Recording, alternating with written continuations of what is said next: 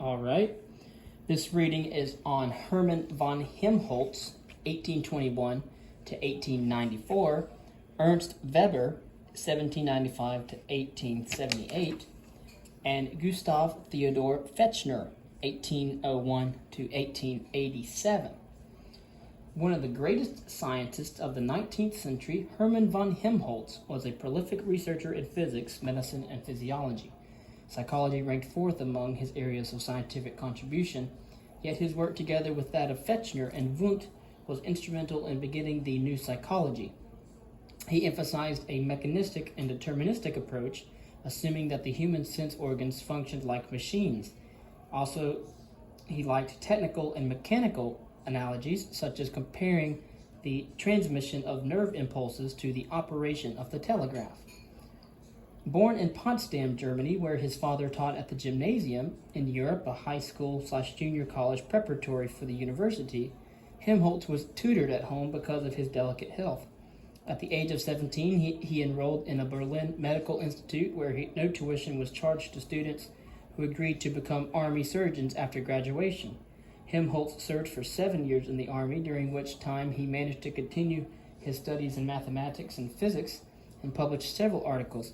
In a paper on the indestructibility of energy, he mathematically formulated the law of the conservation of energy. After leaving the army, he held academic appointments in physiology at universities in Königsberg, Bonn, and Heidelberg, and in physics at Berlin. The tremendously energetic Helmholtz delved into several scholarly areas. In doing research on visual perception, he invented the ophthalmoscope, a device still used today to examine the retina of the eye. This revolutionary instrument made possible the diagnosis and treatment of retinal disorders. As a result, Helmholtz's name spread quickly throughout the academic and public worlds. At a stroke, he achieved career advancement and worldly recognition, all by the age of 30. Helmholtz's 3-volume work on physiological optics, Handbook of Physiological Optics, proved to be so influential and enduring that it was translated into English 60 years later. He published research on acoustical problems in On the Sensations of Tone, which summarized his own findings in the rest of the available literature. He wrote on such diverse subjects as afterimages, color blindness, and the Arabian-Persian musical scale, human eye movements, the formation of glaciers, geometrical axioms, and hay fever. In later years, Helmholtz contributed indirectly to the invention of wireless telegraphy and radio. In the fall of 1893, returning from a trip to the United States that included a visit to the Chicago World's Fair, Helmholtz suffered a fall aboard the ship. Less than a year later, he had a stroke that left him semi-conscious and delirious. His wife wrote, quote, "His thoughts ramble on confusedly, real life and dream life, time and scene all float mistily by in his brain. It is as if his soul were far, far away in a beautiful ideal world, swayed only by science and the eternal laws." End quote. Of major importance to psychology are Helmholtz's investigations of the speed of neural impulse and his research on vision and hearing. Scientists had assumed that the nerve impulse was instantaneous, or at least that it traveled too fast to ever be measured. Helmholtz created what was called the Helmholtz motor, which was powered by an electromagnetic device, and it generated energy from many laboratory instruments.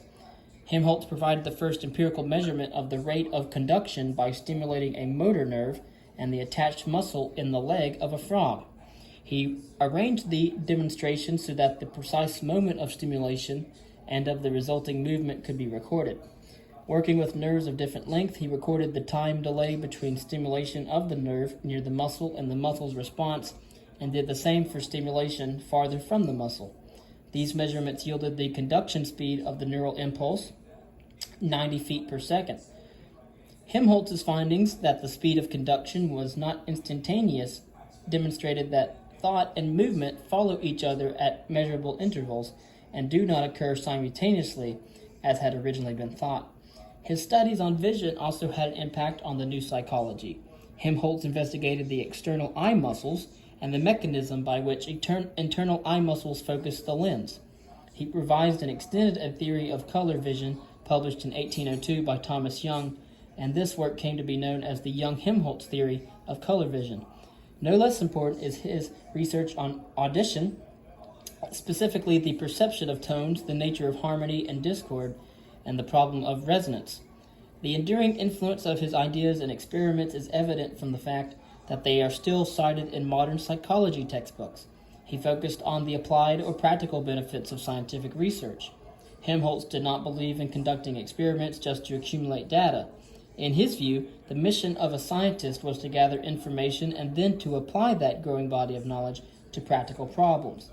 We will see further development of this approach in the functionalist school of psychology that took root in the United States.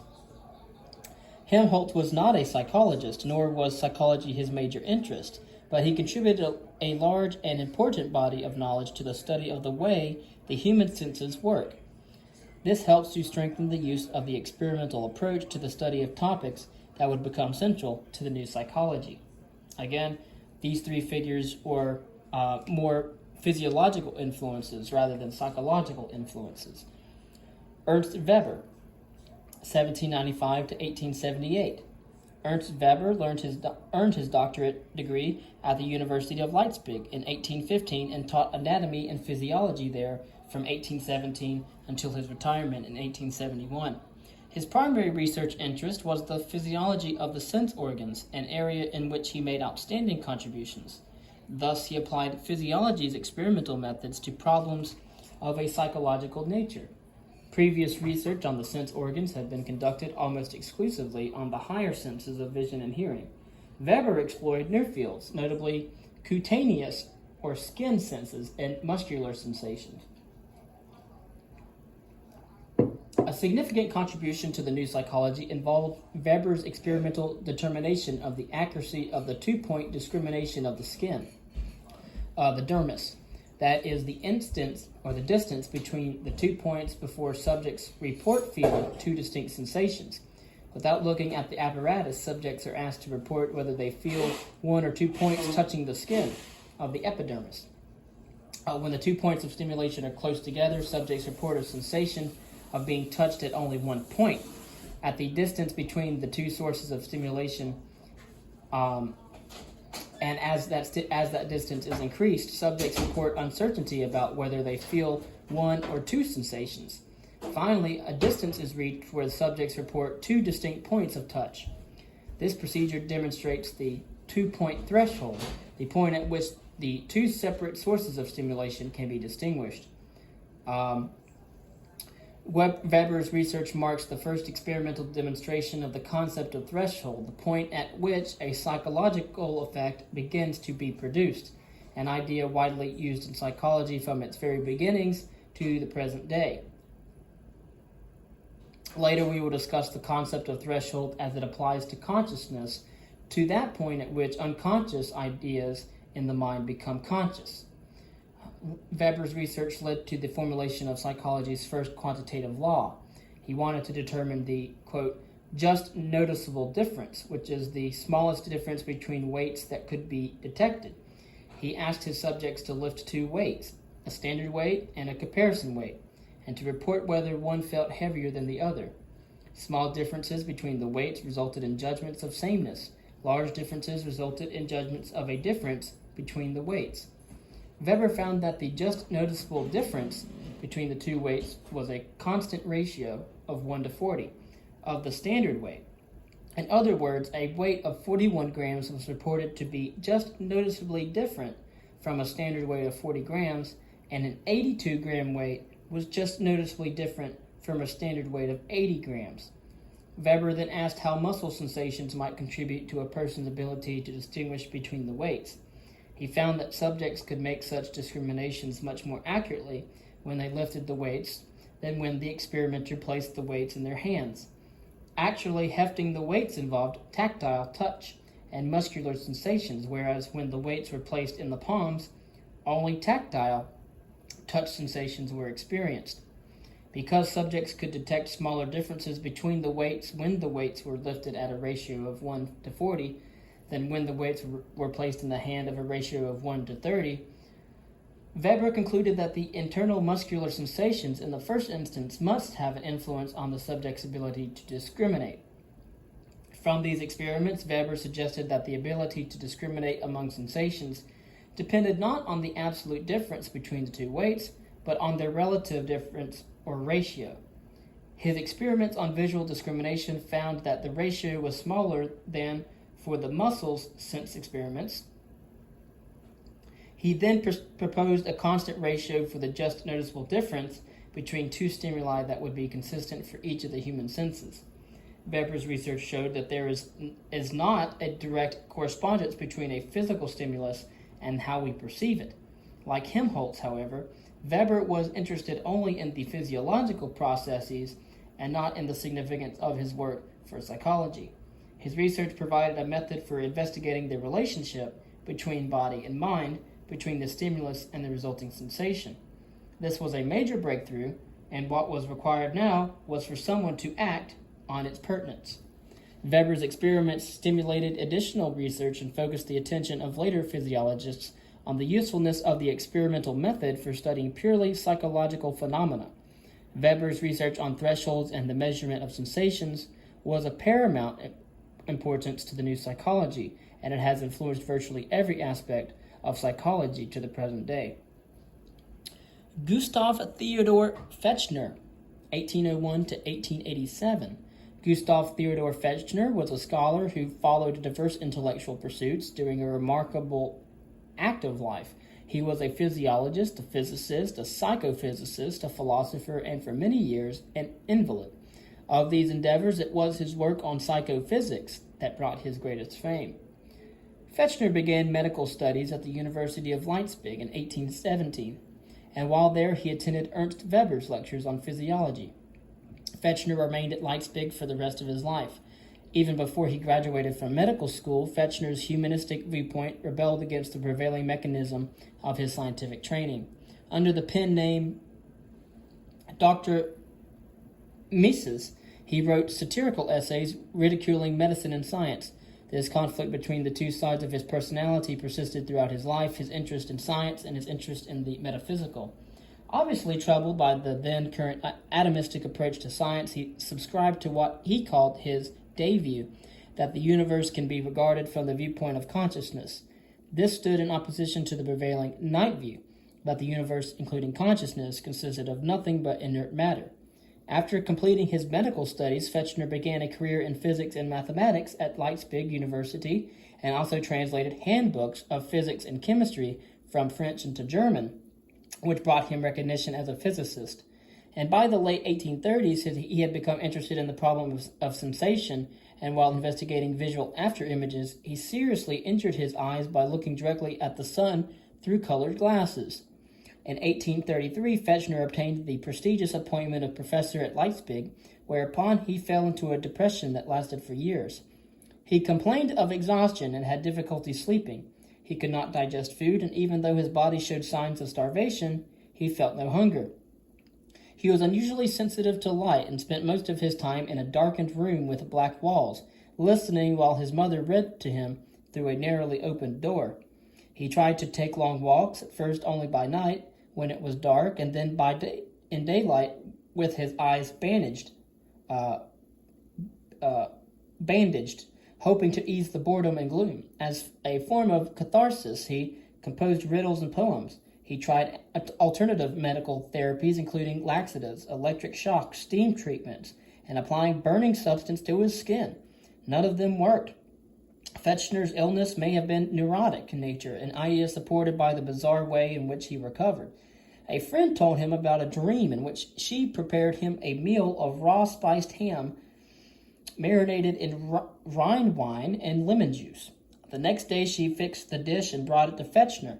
He tasted it reluctantly, but ate more and more of it every day, declaring that he felt somewhat better. The improvement of it in his condition was short-lived, however, and after 6 months the symptoms worsened to the point where he feared for his sanity. Fechner wrote, quote, "I had the distinct feeling that my mind was hopelessly lost unless I could stem the flood of disturbing thoughts. Often the least important matters bothered me in this manner, and it took me often hours, even days, to rid myself of these worries." End quote. Fechner forced himself to undertake routine chores, a sort of occupational therapy, but was limited to tasks that did not make demands on his mind or eyes. Quote, "I made strings and bandages, dipped candles, rolled yarn, and helped in the kitchen, sorting and cleaning lentils, making breadcrumbs, and grinding a sugar loaf into powdered sugar. I also peeled and chopped carrots and turnips. 1,000 times I wished to be dead." End quote. In time, Fechner's interest in the world around him revived, and he maintained the diet of wine-soaked ham. He had a dream in which the number 77 appeared, persuading him that he would get well in 77 days, and of course he did. His depression turned to euphoria and delusions of grandeur, and he claimed God had chosen him to solve all the world's mysteries. Out of this experience, he developed the notion of the pleasure principle, which many years later influenced the work of Sigmund Freud. Fechner lived to the age of 86 in excellent health and made major contributions to science, despite the fact that more than 40 years earlier the University of Leipzig had declared him an invalid and paid him an annual pension for the rest of his life. In October the 22nd, 1850, an important date in the history of psychology, while lying in bed that morning, Fechner had a flash of insight about the connection between mind and body. It could be found, he said, in a quantitative relationship between a mental sensation and a material stimulus. For the first time ever, a purely mental experience, or a sensation, could be measured. This was a major step forward in the development of the new science of psychology. An increase in the intensity of a stimulus, Fechner argued, does not produce a one-to-one increase in the intensity of the resulting sensation. Rather, a geometric series characterizes the stimulus, and an arithmetic series characterizes the sensation. For example, adding the sound of one bell to that of an already ringing bell produces a greater increase in sensation than adding one bell to 10 others already ringing. Therefore, the effects of stimulus intensities are not absolute, but are relative to the amount of sensation that already exists. What this simple yet brilliant revelation means is that the amount of sensation, the mental quality, depends on the amount of stimulation, the physical quality. To measure the change in sensation, we must measure the change in stimulation. Thus, it is possible to formulate a quantitative or numerical relationship between the mental and material worlds.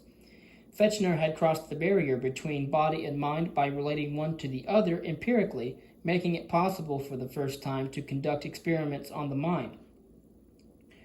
Although the concept was now clear to Fechner, how was he to proceed? A researcher would have to measure precisely both the subjective and the objective, the mental sensation and the physical stimulus. To measure the physical intensity of the stimulus, such as the level of brightness of a light or the weight of a standard object, was not difficult. But how could one measure sensation, the conscious experience the subjects reported when they responded to the stimulus? Fechner proposed two ways to measure sensations.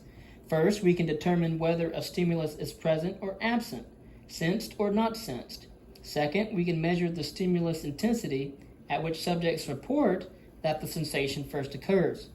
This is the absolute threshold of sensitivity, a point of intensity below which no sensation is reported and above which subjects do experience a sensation. Although the idea of an absolute threshold is useful, its usefulness is limited because only one value of a sensation, its lowest level, can be determined.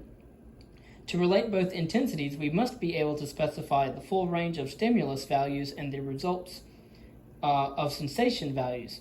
To accomplish this, Fechner proposed the differential threshold of sensitivity, the least amount of change in a stimulus that gives rise to a change in sensation. For example, how much must a weight be increased or decreased before subjects will sense the change, before they will report a just noticeable difference in sensation? To measure how heavy a particular weight feels to a person, how heavy a person senses it to be, we cannot use the physical measurement of the object's weight. However, we can use that physical measurement as a basis for measuring the sensation's psychological intensity. First, we measure by how much the weight must be decreased in intensity before a subject is barely able to notice the difference. Second, we change the weight of the object to this lower value and measure the size of the differential threshold again. Because both weight changes are just barely noticeable to the subject, Fechner assumed they were subjectively equal. This process can be repeated until the object is barely felt by the subject.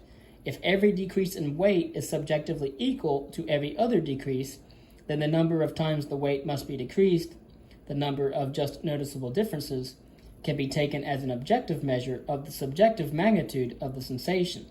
In this way, we are measuring the stimulus values necessary to create a difference between two sensations. Fechner suggested that for each of the human senses, there is a certain relative increase in stimulus intensity that always produces an observable change in the intensity of the sensation. Thus, the sensation, the mind or mental quality, as well as the stimulus, the body or material quality, can be measured.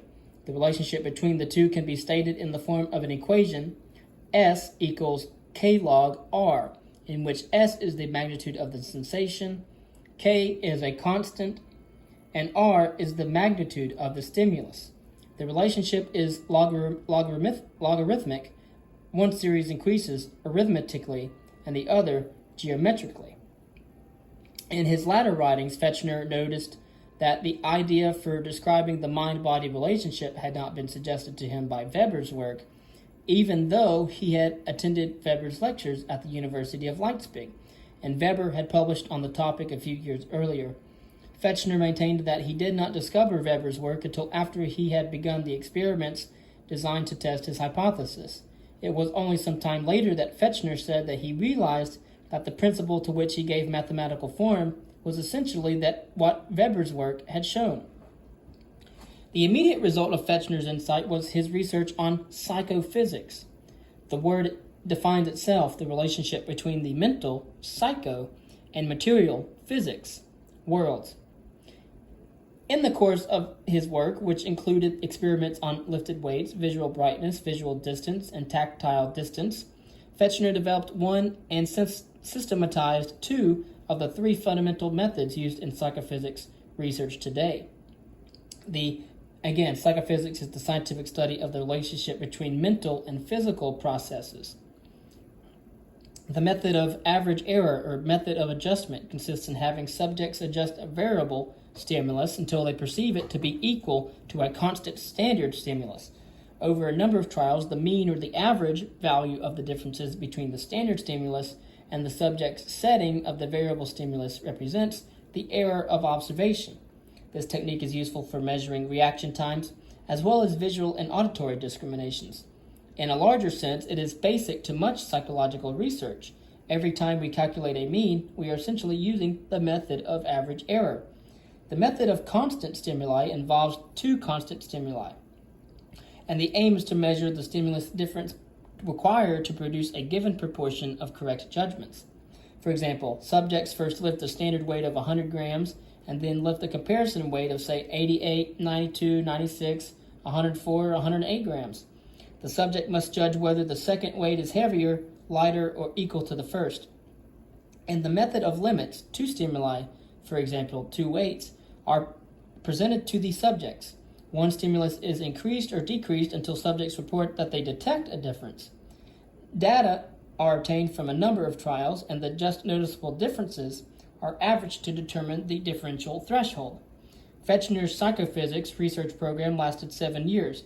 He published two brief papers in 1858 and 1859, and in 1860 he offered the complete exposition and elements of psychophysics, a textbook of the exact science of the, quote, functionally dependent relations of the material and the mental, of the physical and psychological worlds, end quote.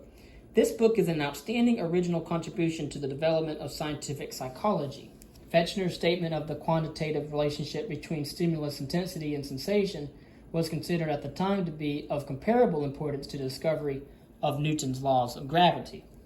In 2010, to mark the 150th anniversary of the publication of The Elements, one historian wrote, quote, "It is near consensus among historians of psychology that this two-volume work was the first major publication to demonstrate that psychological phenomena could be studied experimentally and quantitatively.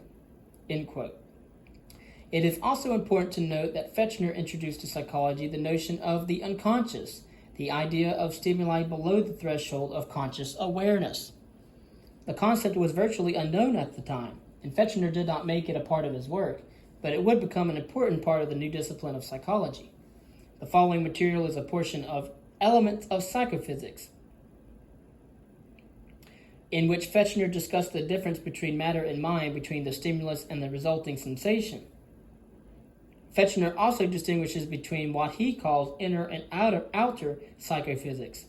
Inner psychophysics refers to the relationship between the sensation and the accompanying brain and nerve excitation. It was not possible in Fechner's day to measure precisely such physiological processes.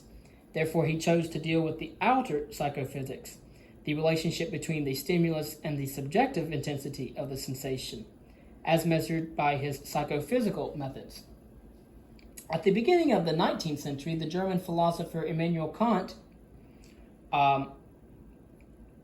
insisted that psychology could never be a science because it was impossible to experiment on or measure psychological processes. Because of Fechner's work, which made it possible to measure mental phenomena, Kant's assertion could no longer be taken seriously. It was largely because of Fechner's psychophysical research that Wilhelm Wundt conceived his plan for an experimental psychology. Fechner's methods have proved applicable to a wider range of psychological problems than he ever imagined. Most important, he gave psychology what every discipline must possess if it is to be called a science: precise and elegant techniques of measurement. And again, the next figure we'll go over is the father of modern psychology, Wundt, Wilhelm Wundt. Thank you for paying close attention to the physiological influences of the modern psychology, Helmholtz, Weber, and Fechner. Thank you.